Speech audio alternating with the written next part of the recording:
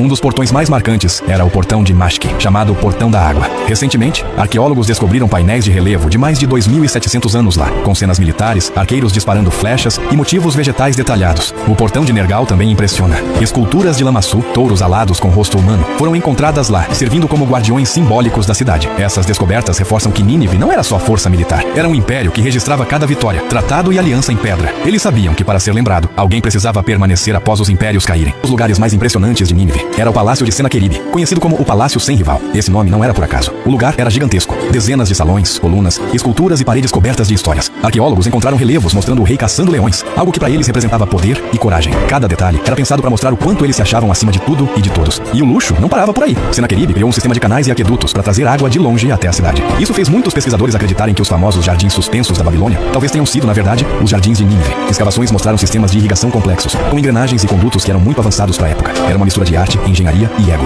Um lugar que parecia eterno. Mas a história sempre dá um jeito de mostrar que nada é. Com o passar dos anos, os reis assírios começaram a acreditar que eram intocáveis. Tratavam os povos conquistados com crueldade e exigiam tributos pesados. E enquanto a cidade crescia por fora, por dentro, começava a ruir. A arrogância virou rotina. O império estava ficando grande demais para ser controlado. Os povos dominados se revoltavam, os exércitos se desgastavam e as alianças enfraqueciam. Era só questão de tempo até que algo desse errado. E foi nesse momento de glória e decadência que surgiram mensagens estranhas. Profetas em terras vizinhas começaram a falar sobre o futuro da cidade. Um deles, Jonas, recebeu uma ordem divina: ir até Nínive e avisar o povo para mudar seus caminhos. Por um tempo, eles ouviram, mas depois voltaram à velha rotina: violência, arrogância e idolatria. Décadas mais tarde, outro profeta, Naum, anunciou o fim. A cidade tão poderosa, com muralhas gigantes e exércitos invencíveis, poderia cair. E a profecia começou a se cumprir de um jeito que ninguém imaginava. A queda impossível. Ninguém acreditava que Nínive pudesse cair. Nem os inimigos, nem os próprios assírios. A cidade era uma fortaleza viva, muros enormes, portões de pedra, um exército temido. Mas o destino adora provar que até os gigantes caem. O ano era 612 a.C.